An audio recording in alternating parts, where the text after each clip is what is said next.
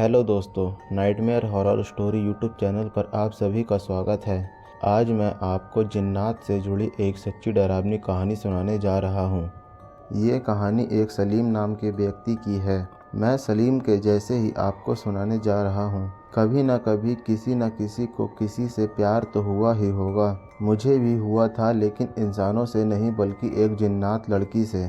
आपको जानकर हैरानी होगी कि एक इंसान को जिन्नात लड़की से कैसे प्यार हो सकता है। दरअसल मुझे पहले पता नहीं था कि वो एक जिन्नात लड़की है, लेकिन जब पता चला तो मेरी हालत ख़राब हो गई थी। आज मैं आपको अपनी वो डरावनी, दिल को दहला देने वाली हॉरर स्टोरी बताने जा रहा हूँ। दोस्तों, कहानी सुनने से पहले एक बार इतना ज़रूर चेक कर लीजिए कि कहीं आपकी भी गर्लफ्रेंड जिन्नात तो नहीं है। तो चलिए जिन्नात खून की प्यासी शुरू करते हैं। बात उन दिनों की है जब मैं कॉलेज में पढ़ाई करता था। उन दिनों मैं सिर्फ पढ़ाई में ही ज़्यादा ध्यान लगाता था। लड़कियों से मैं ज़्यादा मतलब नहीं रखता था। मैं घर से सीधे कॉलेज और कॉलेज से सीधे घर जाता था, और शाम को पार्क में या बाजार में घूमने की बजाय मैं लाइब्रेरी में या घर पर किताबें पढ़ा करता था। कुछ दिनों बाद मुझे ऐसा लगा कि कोई लड़की मुझे रेगुलर फॉलो कर रही है। वह मुझे कॉलेज के कैंपस में, लाइब्रेरी में, हर जगह दिखती थी। अब तो धीरे धीरे मैं भी उसकी तरफ खिंचने लगा था। मुझे वो लड़की अब अच्छी लगने लगी थी, लेकिन मेरी हिम्मत नहीं थी कि मैं उससे जाके कुछ कह सकूं। एक दिन मैं पहली बार अपनी क्लास को छोड़ करके कॉलेज के कैंपस में बैठा हुआ था, वो भी दूर एक कोने में जहाँ पूरा सन्नाटा था और वहाँ कोई आता जाता भी नहीं था। तभी वो लड़की अचानक से मेरे सामने आ गई और मेरे सामने आकर ही बैठ गई।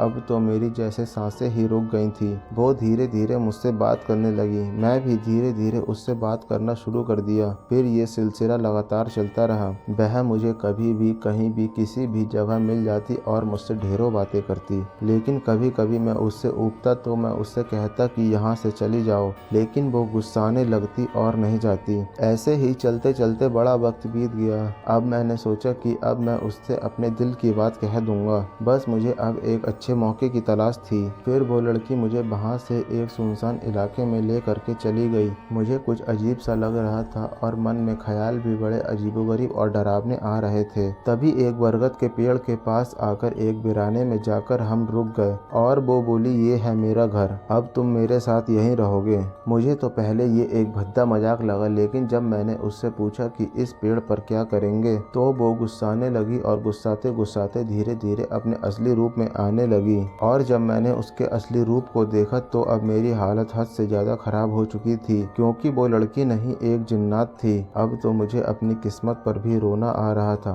मैं चिल्लाना चाह रहा था, लेकिन मेरे मुंह से कोई आवाज नहीं निकल रही थी। मैं भागना चाह रहा था, लेकिन चाह करके भी मेरे कदम उस जगह से हिल ही नहीं पा रहे थे। मैं हाथों को हिलाना भी चाह रहा था, लेकिन चाह कर मेरे हाथ भी नहीं हिल रहे थे। शायद मैं पूरी तरह से उसके कब्जे में आ चुका था। सारी मेरी कोशिशें बर्बाद होती जा रही थी। और उसके बाद मेरे चेहरे को देख करके उसने थोड़ी मेरे ऊपर दया की। वह जिन्नात लड़की अब अपने पूरे रूप में आ चुकी थी, बेहद डरावनी दिख रही थी, और उसने मुझसे कहा कि तुम मुझे अच्छे लगते हो और अब तुम कहीं नहीं जा सकते हो, अब तुम मेरे साथ ही रहोगे। मेरे तो समझ में नहीं आ रहा था कि मैं करूं तो क्या करूं। अब वो लड़की अपने नुकीले हाथों से मेरे ऊपर हमला करने जा रही थी, या यूं कहें कि अपने नुकीले दांतों से वो मुझे जान से मार देना चाहती थी। लेकिन तभी वो रुक गई और उसने मुझसे कहा कि क्या तुम कुछ और कहना चाहते हो। तो मैंने केवल हाथ जोड़ कर के इतना ही कहा कि मुझे माफ कर दो, मैंने तुम्हारा क्या बिगाड़ा है, मुझे छोड़ दो। लेकिन वो केवल हंस रही थी और कुछ नहीं बोल रही थी। उसके बाद मैंने देखा कि दूर मजार पर से एक पीर बाबा आ रहे थे, और वो लड़की मुझे वहां से ले करके एक खंडर में चली गई और वहां पर वो मुझे तड़पाने लगी। मेरा सर बार बार इधर से उधर दीवारों पर लड़ रहा था। शायद ये आवाज बाबा तक पहुंच गई और वो धीरे धीरे उस कोठेनुमा खंडर में पहुंच गए,